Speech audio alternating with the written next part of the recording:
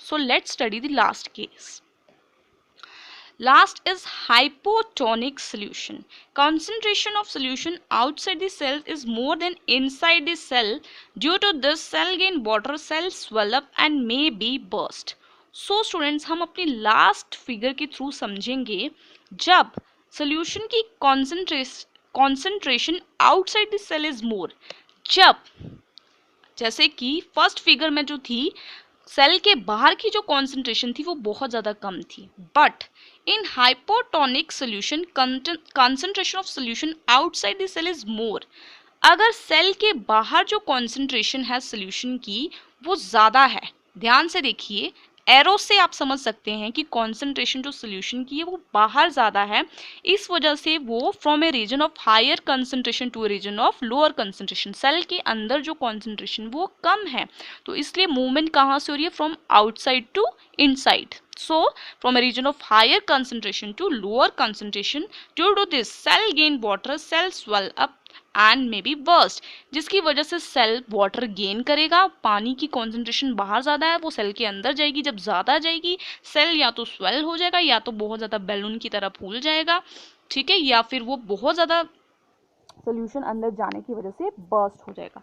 सो ये हमने पढ़ा जब हम सेल को किसी भी सोल्यूशन में डालेंगे, शुगर और सॉल्ट सोल्यूशन में, तो इस तरीके के रिजल्ट्स हमें मिलेंगे. और टाइप्स ऑफ सोल्यूशन किस तरीके से प्रोसेसेस करते हैं ये हमने इस स्लाइड में डिस्कस किया.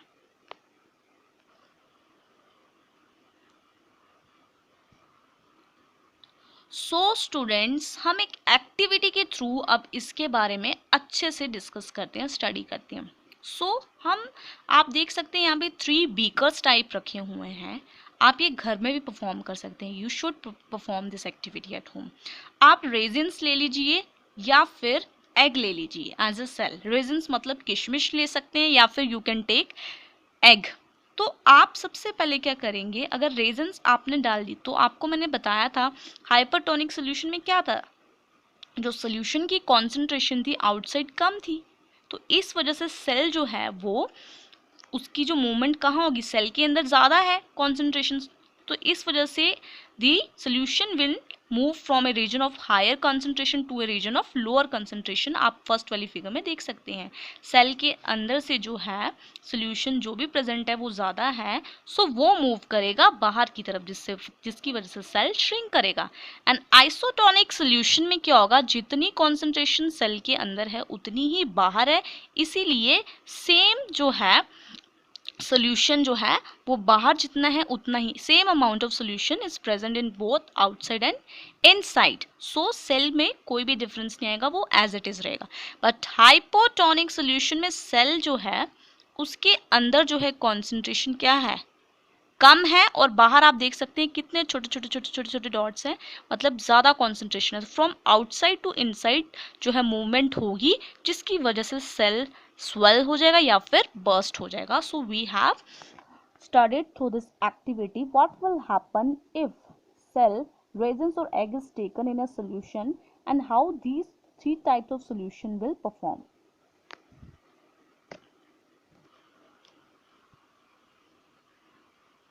So students, this is all about plasma membrane. Now we will start with cell wall. How cell wall works. So cell wall is the outermost covering of plant cells. जैसे कि मैंने आपको पहले बोला था plasma membrane जो है वो प्लांट सेल में भी प्रेजेंट होती है और एनिमल सेल में भी प्रेजेंट होती है. But the main point you have to note is that cell wall is present only in plant cell and it is the outermost covering. It is absent in animal cell, जैसे कि अभी मैंने आपको बताया. It is rigid, strong, porous and non living structure. So student, जो cell wall है वो एक बहुत ही रिजिड, एक स्ट्रॉन्ग स्ट्रक्चर है, पोरस है जिसमें पोर्स होते हैं and non living structure. It is a non living structure. It is made up of cellulose. Cell wall जो है वो सेल्यूलोज का बना हुआ है, इसमें एस नहीं लगेगा, that is cellulose. So cell wall of 2 cells are joined by a layer lamella. सबसे पहले अब मैं आपको डायग्राम के थ्रू समझाती हूँ स्टूडेंट्स. सो सी, आप देख सकते हैं ये 3 सेल्स हैं, 1, 2 एंड 3. सो ये जो ग्रीन कलर की आपको लेयर दिख रही है, बेंजीन टाइप जो शेप दिख रही है, ये ग्रीन कलर की लेयर ऊपर, इसको हम कहेंगे सेल वॉल। और जो रेड कलर की लेयर जो आपको ये दिख रही है, कवरिंग दिख रही है, इसको हम कहेंगे प्लाज्मा मेम्ब्रेन। तो cell wall is the outer most covering in plant cells. ये प्लांट सेल की डायग्राम मैंने आपको शो की है। अब आप देख सकते हैं बीच में ऑरेंज कलर की लेयर भी है। ये जो ऑरेंज कलर की बीच में 3 सेल्स को ज्वाइन कर रही है, cell wall of 2 cells are joined by a layer. जब 2 सेल वॉल जो हैं वो ज्वाइन करती हैं एक लेयर के साथ, उस लेयर को जो ऑरेंज कलर की आपको दिख रही है उसे हम कहते हैं lamellae. This is all about cell wall. Now what are the functions of cell wall? Now we will discuss cell wall के functions क्या हैं। It provides definite shape to the cell। सबसे पहला फंक्शन है ये सेल को एक definite shape provide करती है। Next is it provide strength to the cell. ये सेल को मजबूती प्रोवाइड करती है। एक तो ये डेफिनेट शेप देती है और उसको स्ट्रेंथ भी प्रोवाइड करती है।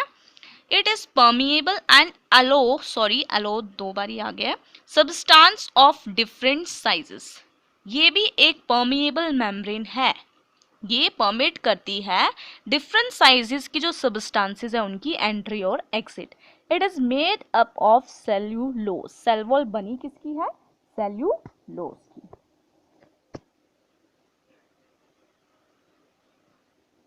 Now our next is nucleus. तो स्टूडेंट्स, मैंने आपको बताया था सेल की 3 मेन कंपोनेंट्स है। हमने प्लाज्मा मेम्ब्रेन किया, उसके बाद सेल वॉल जो कि सिर्फ प्लांट सेल में प्रेजेंट होती है वो डिस्कस की। Now is nucleus. Nucleus is the headquarter of the cell. Nucleus को हम सेल का हेडक्वार्टर भी कहते हैं। वो क्यों, मैं आपको भी डिस्कस करके बताती हूँ। It directs and controls the cellular activities. तो स्टूडेंट्स, सबसे मेन पॉइंट जो है, जितनी भी एक्टिविटीज, जितनी भी कारोबार सेल के अंदर होता है वो कौन कंट्रोल करता है? Nucleus. In eukaryotic cells a well defined nucleus is present, while in prokaryotic cells a well defined nucleus is absent. ये मैंने आपको अपनी पिछली वीडियो में भी बताया है प्रोकैरियोटिक और यूकैरियोटिक सेल के बारे में। यूकैरियोटिक सेल में न्यूक्लियस जो है वेल डिफाइंड प्रेजेंट होता है, whereas in prokaryotic cells nucleus is absent. It has a double layered covering called nuclear membrane. अब मैंने आपको ये भी बताया था कि न्यूक्लियस में जो डबल लेयर प्रेजेंट होती है और उस डबल लेयर को हम बोलते हैं nuclear membrane. Nuclear membrane has pores which regulates the movement of material in और out of nucleus. Nuclear membrane किसमें हेल्प करती है? इसमें पोर्स होते हैं, छोटे छोटे छेद होते हैं जो कि हेल्प करती है मटेरियल की मूवमेंट में, सेल से अंदर और सेल से अंदर जाए, या फिर न्यूक्लियस में पोर्स होते हैं, अगर उसको किसी भी चीज़ की ज़रूरत है वो पोर्स की हेल्प से सेल से जो भी चीज़ चाहिए वो एंट्री होती है, और अगर कुछ एक्सेस में है वो एग्जिट हो जाता है। सो आपको ये मैंने डायग्राम पहले भी दिखाई थी, ये अनियन पील की स्लाइड है। सो न्यूक्लियस जो डॉटेड डॉटेड छोटे छोटे आपको दिख रहे हैं वॉल्स के अंदर वो हैं, और ये nucleus plant cell animal cell का है, आप देख सकते हैं। सो ये न्यूक्लियस है।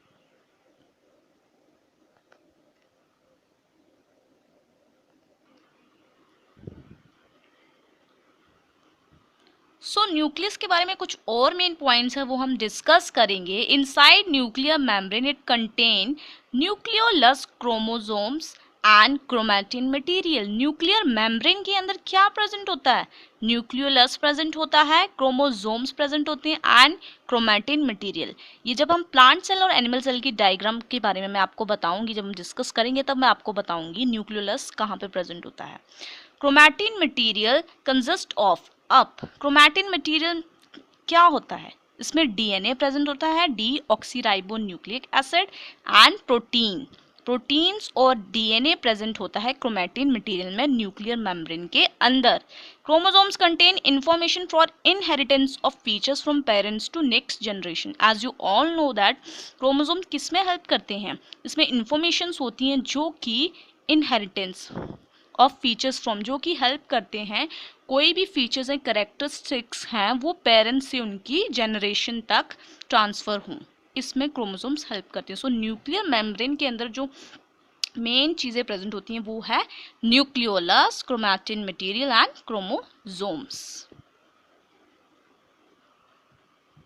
So children, our last topic for the structure of cell is cytoplasm. So जैसे कि अभी हमने प्लाज्मा मेम्ब्रेन के बारे में डिस्कस किया, then cell wall and nucleus, and last one is cytoplasm. The liquid part of the cell in which the other organelles float is called cytoplasm. Cytoplasm जैसे कि आप साइड में ही मैंने आपको सेल की जो है डायग्राम्स दी हुई हैं। सो मैंने आपको बताया था जो प्लाज्मा मेम्ब्रेन और न्यूक्लियस के बीच का जो स्पेस है उसको हम साइटोप्लाज्म कहते हैं, जिसमें लिक्विड कंपोनेंट्स प्रेजेंट होते हैं। सो इसमें भी दो मेन कंपोनेंट्स प्रेजेंट होते हैं।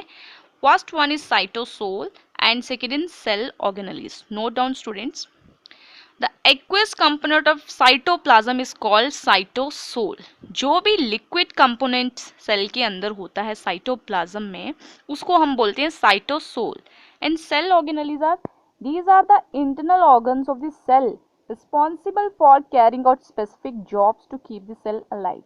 Just like our human body, we have heart to pump and brain to carry and send receive messages and kidney.